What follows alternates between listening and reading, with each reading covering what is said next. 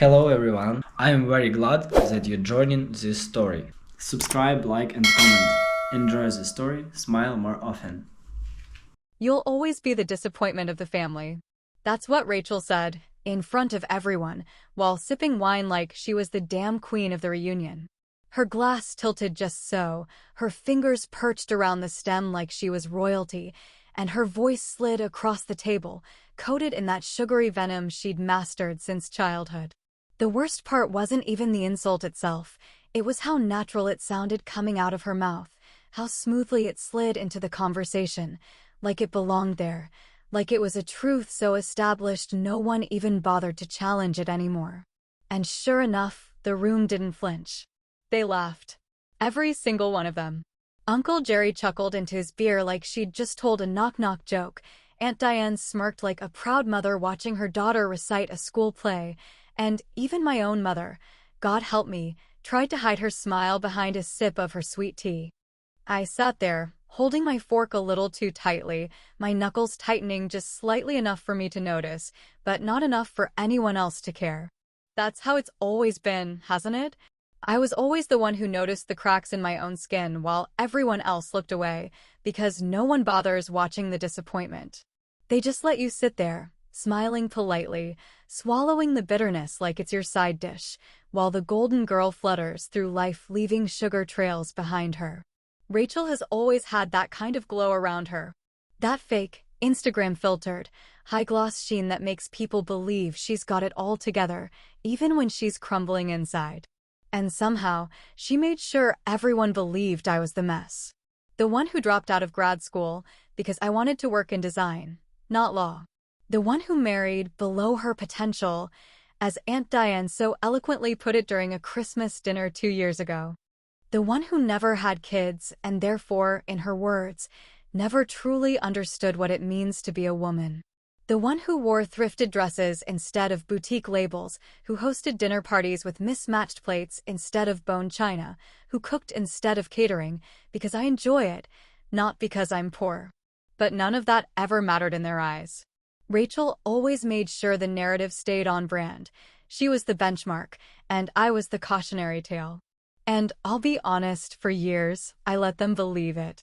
I let them pat me on the head with those thin-lipped pity smiles, let them throw backhanded compliments like darts aimed at my self-worth, let them make space for me only at the kids' table even though I was pushing 40. But something changed over the last year. Not overnight, not dramatically, just quietly, like a slow boil under a closed lid. I started noticing how much Rachel borrowed money, time, favors. I started noticing how many times Aunt Diane called me to talk, only to circle around to a subtle request. Could Tom help Rachel with a financial question? Or could you take a look at something for her business plan? But they never said thank you. Never acknowledged what I gave. Never stopped to wonder how the so-called disappointment kept pulling the family strings behind the scenes. And the worst part was, I let them use me, too. Because some part of me still wanted to belong. Still wanted to earn a seat at their table, even if I had to build the damn chair myself. But not anymore. This dinner, this bland, beige, over-decorated family reunion where everyone pretended to like each other just long enough to refill their plates, this was going to be the last time I sat quietly while they chipped away at my dignity. I had planned it for months. Every word, every pause, every detail. I knew exactly when Rachel would start in on me. She always did after 2 glasses of wine. I even knew what she'd say. She'd used the same insult for years, like a tired stand-up routine. But what she didn't know, what none of them knew, was that this time I had something she couldn't laugh off. Something solid, tangible, sharp enough to cut right through her facade. So when she leaned back in her seat, swirling her wine, and dropped that tired line, "You'll always be the disappointment of the family," I didn't flinch. I didn't argue. I didn't defend myself. I just smiled. Not the tight, forced smile they were used to. This one had teeth. This one was loaded. And when the laughter started to ripple across the table, I just sat there and waited. Because what they didn't know was that I had receipts. Literal receipts. The thing about being the family's favorite target is that eventually, the sting dulls into a kind of low, constant throb, Not sharp enough to make you bleed every time, but always just irritating enough to remind you that you'll never really belong in their little club. That night, sitting at the long oak table surrounded by linen napkins and faux elegance, I realized I had become so used to being the punchline that I could practically anticipate the rhythm of the laughter before the joke even landed. It was like a cruel little dance they all knew by heart. Someone made a jab at me, others chuckled, and I'd smile and pretend like I didn't feel the knife twist a little deeper with every word. Tell me this, have you ever sat at a dinner table full of people who smile at you while stabbing your dignity under the table? Have you ever watched the people you share blood with exchange glances of amusement at your expense, like your presence alone was some running joke they'd been rehearsing for years? If you have, then go ahead and leave a comment, because I'd love to know I'm not the only one who's had to swallow humiliation along with their roasted chicken and mashed potatoes. Rachel didn't stop after her first little performance. No, of course not. That was just the opening act. She always treated these reunions like her stage, a chance to show off her latest accomplishments and drag me through the mud at the same time, as if one couldn't happen without the other. She kept going, poking at my choice of shoes, rolling her eyes when I mentioned my work, whispering something to Aunt Diane and snickering like teenagers at a slumber party. And everyone let her. They always let her. Because it was easier to laugh at me than to admit they'd all grown comfortable treating me like the family doormat. But I didn't react. Not this time. I kept a straight face, let her play her little game, let them enjoy their moment, because I had a game of my own, and mine had an ending she wouldn't see coming. I sat there and played my part, nodding politely, pretending not to notice the condescension dripping off every word. I let her bask in her own glow, let Aunt Diane beam with pride while Rachel rattled off some story about her latest business venture that I knew, for a fact, was funded by a second mortgage she hadn't told anyone about. But I said nothing. Not yet. Instead, I started planting seeds. Little comments, just light enough to sound harmless, just sharp enough to make her shift in her seat. "How's the new car, Rachel?" I asked with a smile that barely touched my eyes. "Still loving those heated seats?" I heard the payments on those luxury leases can get pretty steep. She froze for a second, just a flicker, then laughed it off, but I saw the way her fingers tightened around her wine glass.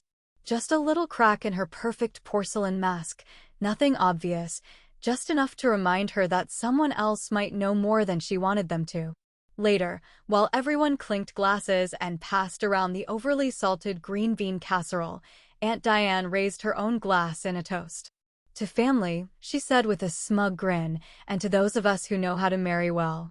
Her eyes flicked to me, a subtle little jab cloaked in civility. "Others," she added, tilting her head just slightly, "well, some just try to keep up." And there it was again, that same old melody they'd been humming for years. The implication that Tom and I were just scraping by, that my life was some consolation prize compared to Rachel's supposed success. I didn't even flinch. I just smiled again, a little wider this time, and nodded along. What Aunt Diane didn't know, what none of them seemed to understand, was that Tom wasn't just doing well. He was thriving. He had built his business from the ground up, worked late nights and sacrificed weekends while I stood beside him through every grueling minute of it. And while they were all too busy sneering at my shoes and gossiping about my quiet lifestyle, we'd quietly built a life most of them couldn't begin to afford. And the best part? I managed most of it. I handled the books, the investments, the real estate purchases. I was the one making moves behind the scenes, stacking assets while they mocked me for shopping on clearance. But I let them think what they wanted, because their ignorance was part of the pleasure I'd been saving for later. Their arrogance had made them sloppy. Rachel, especially. She had no idea how much she'd exposed to me over the years. Casual slips, shared passwords, panicked emails sent late at night asking for help with just one little thing. She thought she was untouchable, that her facade of perfection was impenetrable. But she was wrong. So very wrong. Because just as the evening hit that sweet spot, the lull where people start refilling their drinks and everyone's full enough to let their guard down, Rachel leaned over and said, "It's crazy, but I just checked my credit score last week. Flawless. Still over 800. Can't say the same for everyone. She laughed, eyes flicking toward me like she expected me to squirm, like she had scored the final point in some imaginary game. But I didn't squirm. I didn't even blink. I just looked at her, right in the eyes, and said, "That's cute." Then I took another sip of my drink, slow and deliberate, and added, "Because I know something you don't." And when her smug expression faltered, just for a second, I smiled. Because I knew what was coming next, and she had no idea the storm she'd just walked into. People always assume that the quiet ones don't pay attention, that those of us who sit at the edges of conversations or smile politely through every slight don't see what's really going on behind the curtain. But I've always been a watcher, the kind of person who collects moments, patterns, tone changes, and drop names like playing cards, and I've learned that when people think you're harmless, they let their guard down in the most revealing ways. That's how I'd gotten everything I needed on Rachel, not through some dramatic confrontation or invasive tactics, but through the same casual arrogance she'd always thrown in my direction, convinced I'd never be smart enough to see behind her glittery smoke and mirrors. It started 6 months ago, when she called me in a panic on a Sunday morning, her voice shaky and thin with that forced cheerfulness she uses when she's terrified but pretending she's in control. She said she needed a little help with a temporary cash flow issue, which was just her delicate way of saying she'd overdrawn her checking account again and was now staring down the barrel of a bounced mortgage payment. I remember sitting on my porch with my coffee cooling in my hand while she rattled off excuses about a client payment delay and a miscommunication with her accountant. She sounded desperate but polished, like she'd rehearsed her speech in the mirror before dialing my number. Now, most people might have offered a loan or some gentle words of encouragement, but something about the timing felt off. Rachel never came to me for help unless she had no other options, and her sudden vulnerability rang false. So I told her I'd think about it, hung up, and opened my laptop. What Rachel didn't know, and what no one in the family had ever bothered to remember, was that I'd spent years in financial analysis before moving into design work. I still kept my certification current, still knew all the tools, and still had access to the systems that let me quietly pull a credit report without so much as a whisper of suspicion. And when I did, well, let's just say it was uglier than I expected. I didn't go looking for revenge that morning. I truly didn't. But when I saw those red flags pop up like warning signs on a burning road, something in me shifted.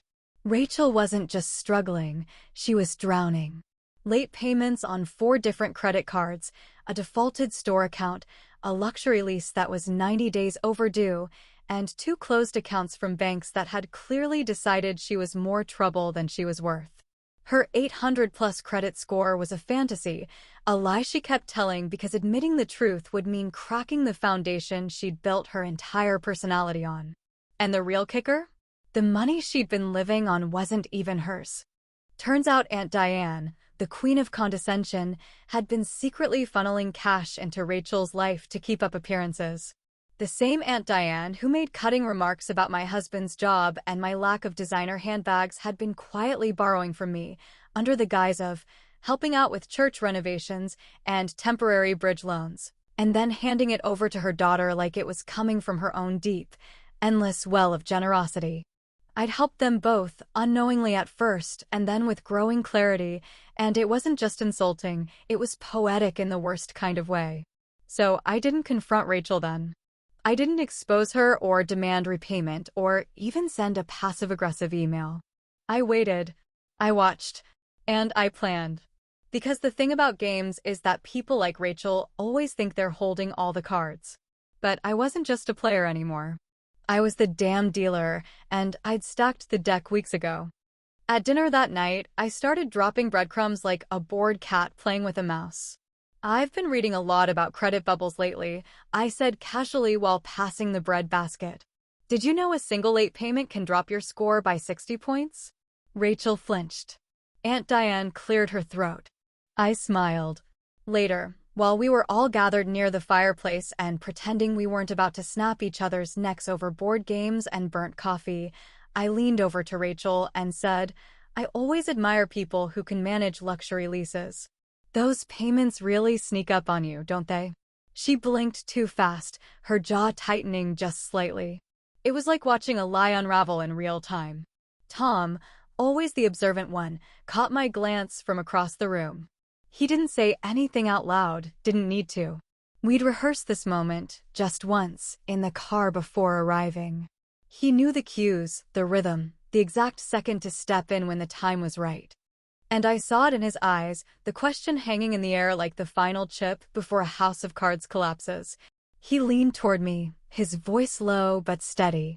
"You ready?" he asked, just loud enough for only me to hear. And I nodded, not just because I was ready to end the charade, but because the moment had finally come, the moment when everything they thought they knew about me would come crashing down like a rigged roulette wheel spinning out of control. And then my husband stood up. And everything changed.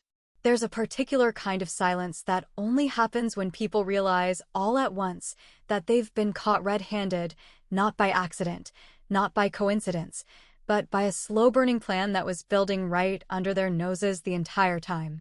That was the kind of silence that followed my husband's words, hanging heavy in the room like thick smoke after a fire. Tom hadn't raised his voice. He hadn't made a scene. He didn't even stand dramatically at first, just calmly set down his glass, wiped his hands on his napkin, and said the sentence that would crack the entire evening wide open like a damn earthquake. "Funny thing," he said, his voice smooth and casual as if he were making small talk about the weather. "Laura actually pays for most of your bills. Indirectly, of course." That was it, just those words, and the entire room froze in place. Aunt Diane's fork clattered against her plate like a dropped coin in a confession booth. Uncle Jerry's eyes darted sideways like he was trying to see if anyone else had heard the same thing. Rachel, oh Rachel, her entire posture turned stiff, like someone had suddenly yanked the strings off a puppet mid-performance. Her face went blank for a second, then flushed a deep, angry red that climbed up her neck like a rising tide of panic. No one spoke for a moment. No one moved. You could almost hear the sound of everyone recalibrating in their minds, trying to figure out if this was a joke, some weird metaphor, or something more sinister. Something that might threaten the fragile little hierarchy they'd spent years pretending wasn't as shallow as a kiddie pool. Aunt Diane, bless her delusional heart, was the first to recover. She sat up straighter, like a general about to defend her ranks, and snapped, "Excuse me? What are you talking about?" Her voice cracked on the last word, barely noticeable, but it was there, a tremor in her carefully constructed armor. Tom just smiled and leaned back slightly in his chair, completely unbothered, completely certain, and for a moment I saw a flicker of something in his eyes that made me want to stand up and cheer. Not because he was saving me, but because he wasn't. He was simply telling the truth, the kind of truth no one ever expected from the woman they spent so many years dismissing. "I mean exactly what I said," Tom replied, his tone still even, still maddeningly calm. "You know all those little favors Laura did over the years? The ones you brushed off or conveniently forgot to mention when you were handing out compliments at the table." "Yeah, well, those weren't favors. They were lifelines. And if you trace the money back far enough, you'll see who really kept this family afloat." Rachel opened her mouth, probably to throw some kind of sarcastic retort, but nothing came out. Just air. Just stunned, breathless silence. And I didn't give her a moment to recover. I stood up slowly, took my time, and looked each of them in the eye. There was no trembling in my voice, no hesitation in my movements, because this wasn't revenge anymore. This was justice, long overdue and far too satisfying to rush through. "You want to know who paid off that credit card you maxed out last year, Rachel?" I asked, my voice sharp enough to slice through the tension. "The one you conveniently forgot to tell your mom about? The one you claimed had a fraudulent charge that mysteriously disappeared right before it went into collections? That was me." Her face turned a shade of pale I hadn't seen since the time she passed out during high school cheer tryouts. She tried to speak again, but I cut her off before she could gather the nerve. "And that store account you opened under a second name to get the discount?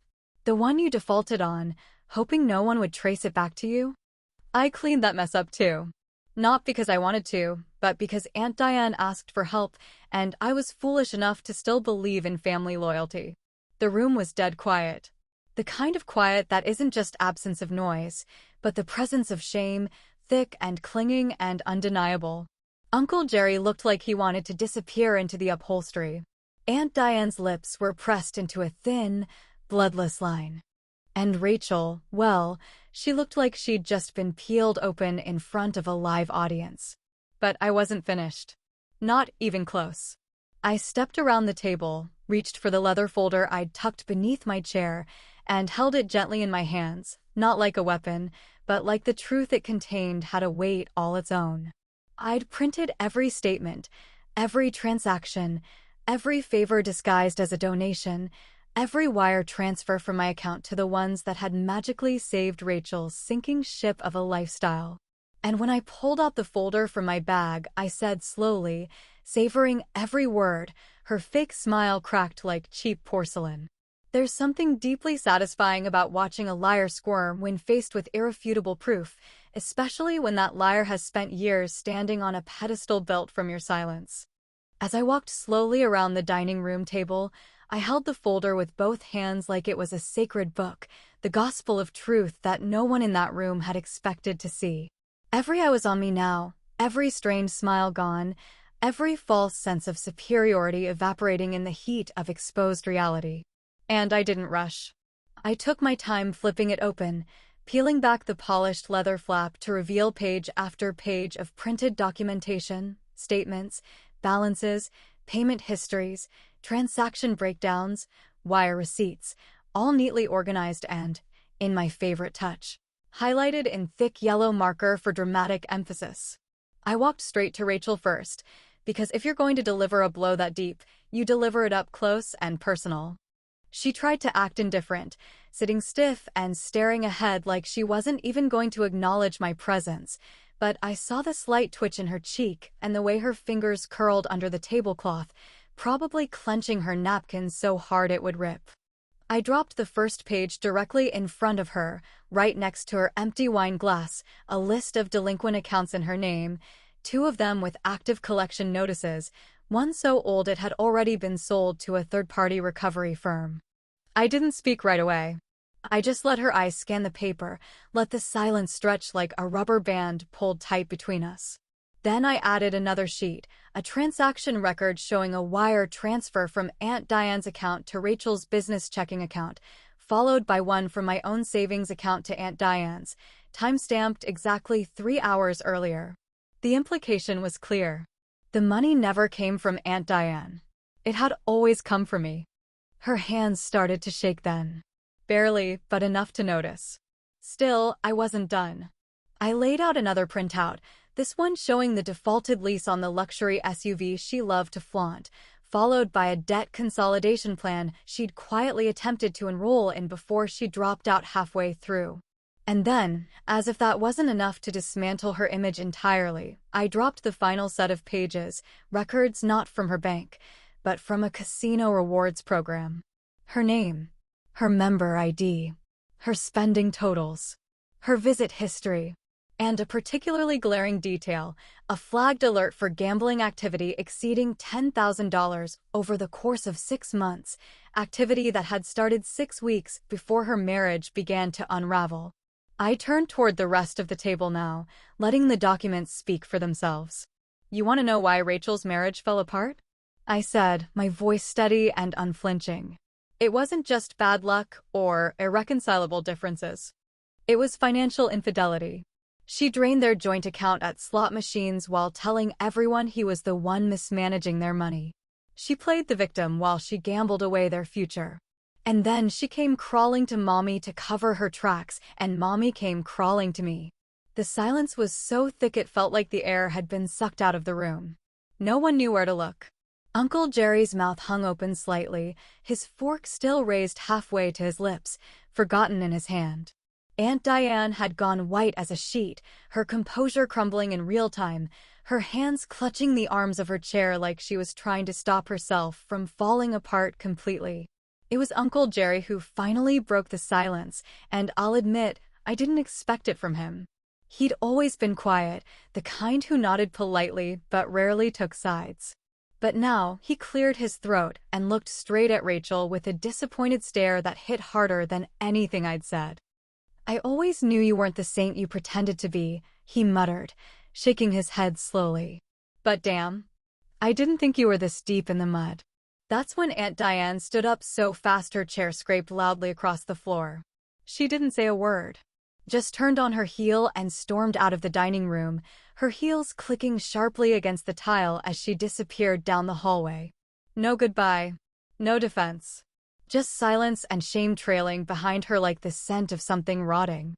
Rachel followed her with her eyes, visibly trembling now, her face crumpling under the weight of everything she couldn't explain away. And for the first time since I'd walked through that door, I felt truly calm. Not vindicated, not triumphant, just steady. Like something in me had finally found stillness after years of being stirred and shaken by their ridicule. I looked down at Rachel one last time, then turned toward the rest of them, all those family members who had sat quietly while she mocked me, all those relatives who never once stood up when I was the one being picked apart. I straightened my shoulders, picked up my purse, and said, "Disappointment, huh? Funny. I pay for your lifestyle." Then I walked out, not with a dramatic slam of the door, not with a raised voice, but with the quiet dignity they had never expected from me. And as I stepped outside into the night air, something shifted behind me, something none of them would be able to undo. But what happened after that, no one saw coming. After that night, the family never really felt the same, and truthfully, I didn't expect it to ever return to whatever illusion of normalcy we once believed we had. Rachel disappeared from every family gathering, her absence leaving a strange sort of vacuum, a hollow space at the table that no one seemed eager to fill. Aunt Diane made a handful of strained attempts to apologize, her voice quivering through awkward phone calls and stilted invitations to brunch, but every attempt felt more like damage control than genuine remorse. She would never truly admit she had been wrong, not about Rachel, not about me, and certainly not about herself, so I politely declined each offer with the same detached kindness she had taught me so well. Yet the strangest thing about this aftermath wasn't Rachel's absence or Diane's hesitant apologies. It was the shift in the rest of the family, a bizarre reversal of roles I could never have imagined before. Suddenly, everyone was overly polite to me, tiptoeing around conversation like my dignity was a fragile porcelain figurine that might shatter if someone spoke too loudly. I went from invisible to revered almost overnight, and the irony wasn't lost on me. I knew their respect wasn't genuine, it was fear, mixed with embarrassment and a healthy dose of guilt. Still, I smiled and nodded graciously at their awkward attempts at reconciliation, knowing that underneath their cautious pleasantries lay the uneasy recognition that the so-called family disappointment had always held more power than they'd realized. It made me think about the strange relationship between money and wounds. Money couldn't fix the hurt ID carried for decades, those countless moments where Rachel's carefully aimed insults had chipped away at my self-esteem or Aunt Diane's subtle digs had reinforced the idea that I was somehow less. Money wouldn't repair the late-night tears ID shed alone, feeling like an outsider in my own family, and it certainly couldn't buy back the years I wasted trying to earn their approval. But money had one remarkable quality: it could expose the real snakes hiding in the grass. It could force masks to slip and truths to come crawling out into the light, and for that alone, I would always be grateful. But even with Rachel out of sight, something else lingered, something even darker, something ID uncovered in her tangled web of financial chaos. When ID initially pulled her credit report, ID found more than just gambling debts and maxed-out cards. Buried deep within her records was another account, opened under a name that wasn't hers, a clever alias shed constructed to keep something hidden, something far more personal and destructive than mere financial indiscretions. At first, ID overlooked it, assuming it was another shady attempt to dodge creditors. But as I dug deeper, I realized the truth was far uglier. Rachel had been paying for hotel rooms, secret getaways, discreet dinners, everything meticulously hidden under the alias she must have assumed was untouchable. But in her desperation and arrogance, she had made one critical mistake. She linked this fake identity back to her personal accounts more than once. It didn't take long to trace her carefully concealed trail of breadcrumbs straight to the heart of a secret affair, a relationship so scandalous and reckless that it would have devastated the entire family. Because the person Rachel had chosen for her hidden romance wasn't some random stranger, it was someone intimately close, someone we all trusted, someone whose name would shatter what little remained of our family unity. At first, I felt sick, then angry, then strangely calm. I held in my hands the power to obliterate Rachel entirely, to dismantle what was left of her carefully curated image and watch her fall apart in front of everyone she had ever deceived. But as I considered that possibility, turning it over in my mind night after night, I realized something even more powerful. Knowing the truth and choosing silence could be its own form of justice. Rachel would live every day waiting for the other shoe to drop, never knowing if or when I would finally speak out. She would sweat, anxious and paranoid, every time our paths crossed, trapped in a prison built entirely from her own guilt. So I kept quiet, letting the secret sit between us like an unspoken debt, one that could never truly be repaid or erased. I didn't want her forgiveness, and I certainly didn't need her gratitude. All I needed was to watch her realize, slowly and painfully, that this so-called family disappointment had always been holding the final card, the truth she couldn't outrun. And every time we found ourselves forced into the same room, Rachel would shrink away, her eyes darting nervously, her voice brittle with anxiety, the unspoken threat hanging in the air between us. She knew what I knew, and that was enough. It was my final gift to her, a permanent reminder that some wounds can never fully heal, some betrayals cut too deep, and some debts simply aren't payable, not with money, apologies, or empty promises of change. In the end, that knowledge became my silent revenge, more satisfying than any public confrontation could ever be. I had no need to reveal the truth. It was enough to know that Rachel carried the weight of her own destruction. As the family slowly adjusted to its new balance, polite smiles hiding unspoken tensions, I realized something important. Some debts don't need to be paid. They just need to be remembered.